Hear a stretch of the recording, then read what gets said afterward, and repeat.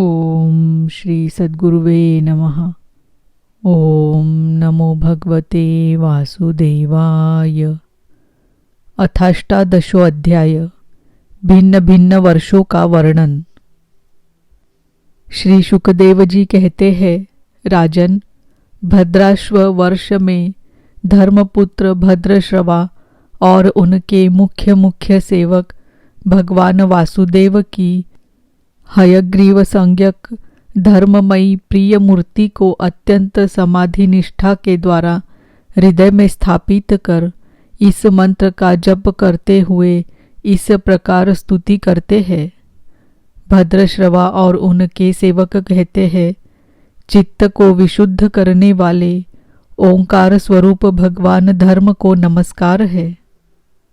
अहो, भगवान की लीला बड़ी विचित्र है, जिसके कारण यह जीव संपूर्ण लोकों का संहार करने वाले काल को देखकर भी नहीं देखता और तुच्छ विषयों का सेवन करने के लिए पापमय विचारों की उधेड़ बुन में लगा हुआ अपने ही हाथों अपने पुत्र और पितादी की लाश को जलाकर भी स्वयं जीते रहने की इच्छा करता है। विद्वान लोग जगत को नश्वर बताते हैं और सूक्ष्मदर्शी आत्मज्ञानी ऐसा ही देखते भी है। तो भी जन्म रहित प्रभो, आपकी माया से लोग मोहित हो जाते हैं। आप अनादि है तथा आपके कृत्य बड़े विस्मयजनक है। मैं आपको नमस्कार करता हूँ। परमात्मन, आप अकर्ता और माया के आवरण से रहित है, तो भी जगत की उत्पत्ति, स्थिति और प्रलय ये आपके ही कर्म माने गए हैं। सो ठीक ही है, इसमें कोई आश्चर्य की बात नहीं है, क्योंकि सर्वात्म रूप से आप ही संपूर्ण कार्यों के कारण हैं और अपने शुद्ध स्वरूप में इस कार्य कारण भाव से सर्वथा अतीत है। आपका विग्रह मनुष्य और घोड़े का संयुक्त रूप है। प्रलय काल में जब तम प्रधान दैत्यगण वेदों को चुरा ले गए थे, तब ब्रह्मा जी के प्रार्थना करने पर आपने उन्हें रसातल से लाकर दिया। ऐसे अमोघ लीला करने वाले सत्य संकल्प आपको मैं नमस्कार करता हूँ। हरिवर्ष खंड में भगवान नृसिंह रूप से रहते हैं। उन्होंने यह रूप जिस कारण से धारण किया था, उसका आगे वर्णन किया जाएगा। भगवान के उस प्रिय रूप की महाभागवत प्रहलाद जी उस वर्ष के अन्य पुरुषों के सहित निष्काम एवं अनन्य भक्ति भाव से उपासना करते हैं। ये प्रहलाद जी महापुरुषोचित गुणों से संपन्न है तथा इन्होंने अपने शील और आचरण से दैत्य और दानवों के कुल को पवित्र कर दिया है। वे इस मंत्र तथा स्तोत्र का जप पाठ करते हैं। ओंकार स्वरूप भगवान श्री नरसिंह देव को नमस्कार है। आप अग्नि आदि तेजों के भी तेज है। आपको नमस्कार है। हे वज्र नख, हे वज्र दंष्ट्र, आप हमारे समीप प्रकट होइए। हमारी कर्म वासनाओं को जला डालिए। हमारे अज्ञान रूप अंधकार को नष्ट कीजिए। ओम स्वाहा। हमारे अंतकरण में अभयदान देते हुए प्रकाशित होइए। ओम क्षौम। नाथ, विश्व का कल्याण हो, दुष्टों की बुद्धि शुद्ध हो, सब प्राणियों में परस्पर सद्भावना हो, सभी एक दूसरे का हित चिंतन करे, हमारा मन शुभ मार्ग में प्रवृत्त हो और हम सब की बुद्धि निष्काम भाव से भगवान श्री हरि में प्रवेश करे। प्रभो, घर, स्त्री, पुत्र, धन और भाई बंधुओं में हमारी आसक्ति न हो। यदि हो तो केवल भगवान के प्रेमी भक्तों में ही। जो संयमी पुरुष केवल शरीर निर्वाह के योग्य अन्नादि से संतुष्ट रहता है, उसे जितनी शीघ्र सिद्धि प्राप्त होती है वैसी इंद्रिय लोलुप पुरुष को नहीं होती। उन भगवत भक्तों के संग से भगवान के तीर्थ तुल्य पवित्र चरित्र सुनने को मिलते हैं, जो उनकी असाधारण शक्ति एवं प्रभाव के सूचक होते हैं। उनका बार बार सेवन करने वालों के कानों के रास्ते से भगवान हृदय में प्रवेश कर जाते हैं और उनके सभी प्रकार के दैहिक और मानसिक मलों को नष्ट कर देते हैं। फिर भला उन भगवत भक्तों का संग कौन न करना चाहेगा। जिस पुरुष की भगवान में निष्काम भक्ति है उसके हृदय में समस्त देवता धर्म ज्ञानादि संपूर्ण सद्गुणों के सहित सदा निवास करते हैं। किंतु जो भगवान का भक्त नहीं है उसमें महापुरुषों के वे गुण आ ही कहाँ से सकते हैं। वह तो तरह तरह के संकल्प करके निरंतर तुच्छ बाहरी विषयों की ओर ही दौड़ता रहता है। जैसे मछलियों को जल अत्यंत प्रिय उनके जीवन का आधार होता है, उसी प्रकार साक्षात श्री हरि ही समस्त देहधारियों के प्रियतम आत्मा हैं। उन्हें त्याग कर यदि कोई महत्वाभिमानी पुरुष घर में आसक्त रहता है तो उस दशा में स्त्री पुरुषों का बड़प्पन केवल आयु को लेकर ही माना जाता है, गुण की दृष्टि से नहीं। अतः असुरगण तुम तृष्णा, राग, विषाद, क्रोध, अभिमान, इच्छा, भय, दीनता और मानसिक संताप के मूल तथा जन्म मरण रूप संसार चक्र का वहन करने वाले गृह आदि को त्याग कर भगवान नृसिंह के निर्भय चरण कमलों का आश्रय लो। केतुमाल वर्ष में लक्ष्मी जी का तथा संवत्सर नामक प्रजापति के पुत्र और पुत्रियों का प्रिय करने के लिए भगवान कामदेव रूप से निवास करते हैं। उन रात्रि की अभिमानी देवता रूप कन्याओं और दिवसाभिमानी देवता रूप पुत्रों की संख्या मनुष्य की 100 वर्ष की आयु के दिन और रात के बराबर अर्थात 36 हजार वर्ष है और वे ही उस वर्ष के अधिपति है। वे कन्याएं परम पुरुष श्री नारायण के श्रेष्ठ अस्त्र सुदर्शन चक्र के तेज से डर जाती है, इसीलिए प्रत्येक वर्ष के अंत में उनके गर्भ नष्ट होकर गिर जाते हैं। भगवान अपने सुललित गति विलास से सुशोभित मधुर मधुर मंद मुस्कान से मनोहर लीलापूर्ण चारु चितवन से कुछ उझके हुए सुंदर भ्रूमंडल की छबीली छटा के द्वारा वदनार बिंद का राशि राशि सौंदर्य उंडेल कर सौंदर्य देवी श्री लक्ष्मी को अत्यंत आनंदित करते और स्वयं भी आनंदित होते रहते हैं। श्री लक्ष्मी जी परम समाधि योग के द्वारा भगवान के उस मायामय स्वरूप की रात्रि के समय प्रजापति संवत्सर की कन्याओं सहित और दिन में उनके पतियों के सहित आराधना और वे इस मंत्र का जप करती हुई भगवान की स्तुति करती है। जो इंद्रियों के नियंता और संपूर्ण श्रेष्ठ वस्तुओं के आकर है, क्रिया शक्ति, ज्ञान शक्ति और संकल्प, अध्यवसाय आदि चित्त में धर्मों तथा उनके विषयों के अधीश्वर है। 11 इंद्रिय और 5 विषय इन 16 कलाओं से युक्त है। वेदोक्त कर्मों से प्राप्त होते हैं तथा अन्यमय, अमृतमय और सर्वमय है।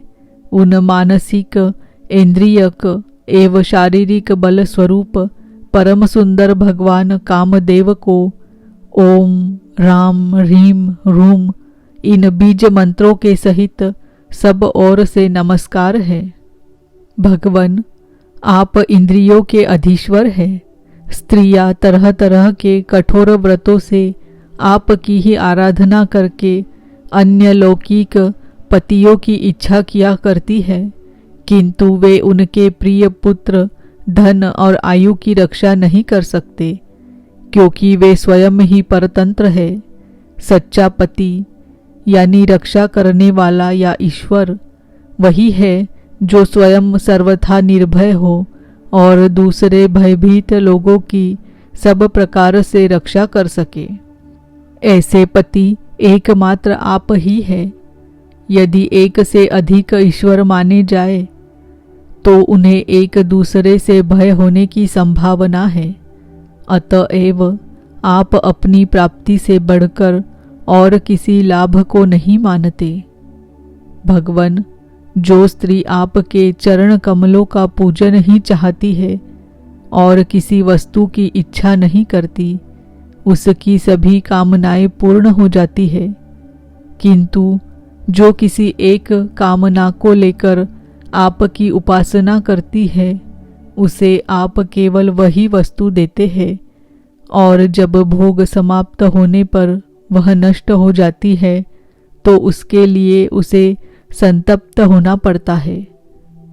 अजित, मुझे पाने के लिए इंद्रिय सुख के अभिलाषी ब्रह्मा और रुद्र आदि समस्त सुरासुर गण घोर तपस्या करते रहते हैं, किंतु आपके चरण कमलों का आश्रय लेने वाले भक्त के सिवा मुझे कोई पा नहीं सकता, क्योंकि मेरा मन तो आप में ही लगा रहता है। अच्युत, आप अपने जिस वंदनीय कर कमलों को भक्तों के मस्तक पर रखते हैं, उसे मेरे सिर पर भी रखिए। वरेण्य, आप मुझे केवल श्री लांछन रूप से अपने वक्षस्थल में ही धारण करते हैं, सो आप सर्वसमर्थ है।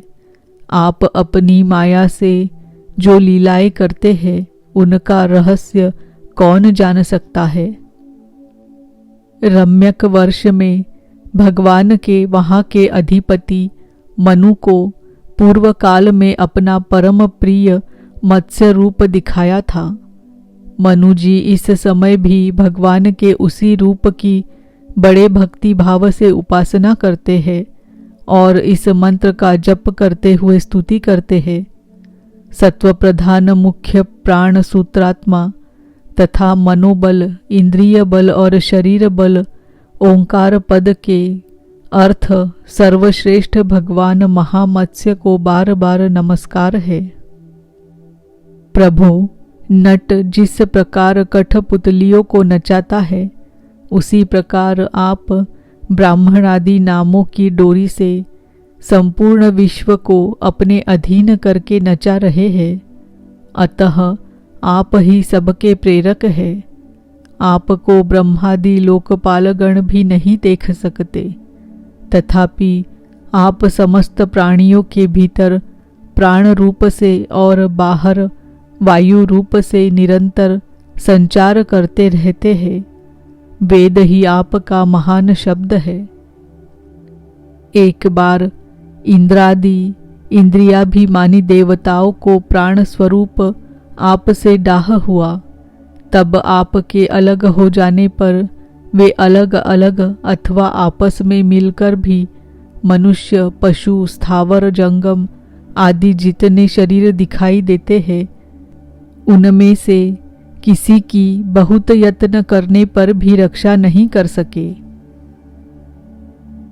अजन्मा प्रभो, आपने मेरे सहित समस्त औषध और लताओं की आश्रय रूपा इस पृथ्वी को लेकर बड़ी बड़ी उत्ताल तरंगों से युक्त प्रलयकालीन समुद्र में बड़े उत्साह से विहार किया था।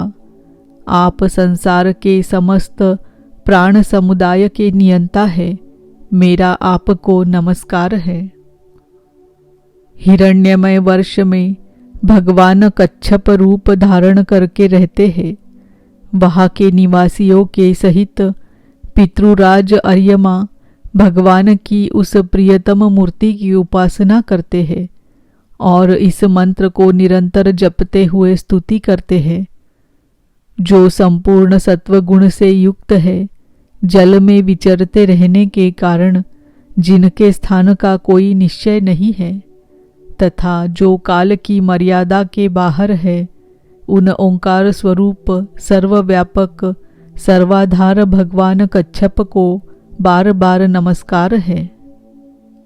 भगवान अनेक रूपों में प्रतीत होने वाला यह दृश्य प्रपंच यद्यपि मिथ्या ही निश्चय होता है, इसीलिए इसकी वस्तुतः कोई संख्या नहीं है, तथापि यह माया से प्रकाशित होने वाला आपका ही रूप है।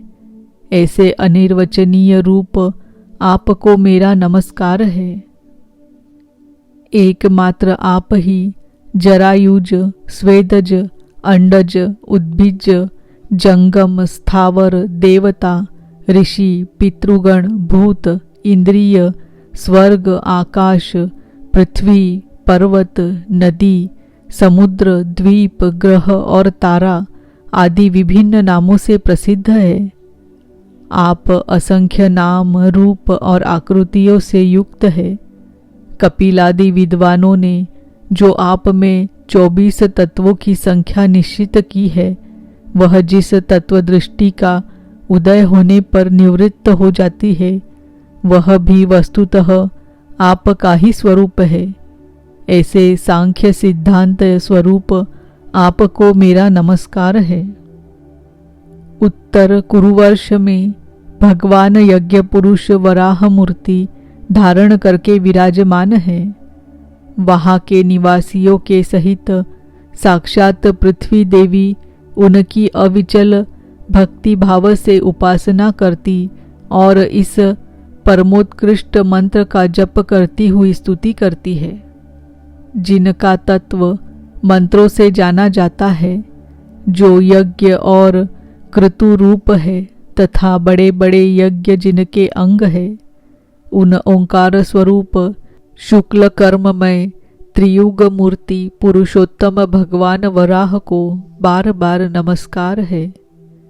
ऋत्विजगण जिस प्रकार अरणि रूप काष्ठ खंडों में छिपी हुई अग्नि को मंथन द्वारा प्रकट करते हैं, उसी प्रकार कर्मासक्ति एवं कर्म फल की कामना से छिपे हुए जिनके रूप को देखने की इच्छा से परम प्रवीण पंडित जन अपने विवेक युक्त मन रूप मंथन काष्ठ से शरीर एवं इंद्रियादि को बिलो डालते हैं।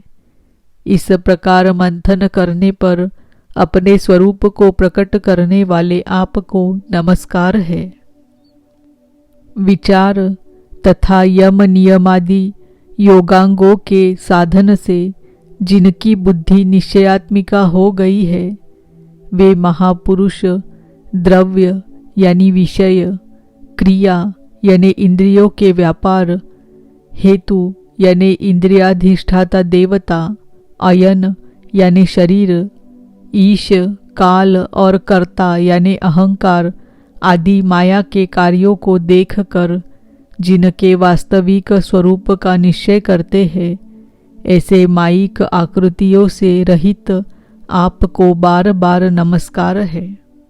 जिस प्रकार लोहा जड़ होने पर भी चुंबक की सनिधि मात्र से चलने फिरने लगता है, उसी प्रकार जीव सर्वसाक्षी की इच्छा मात्र से जो अपने लिए नहीं बल्कि समस्त प्राणियों के लिए होती है, प्रकृति अपने गुणों के द्वारा जगत की उत्पत्ति, स्थिति और प्रलय करती रहती है।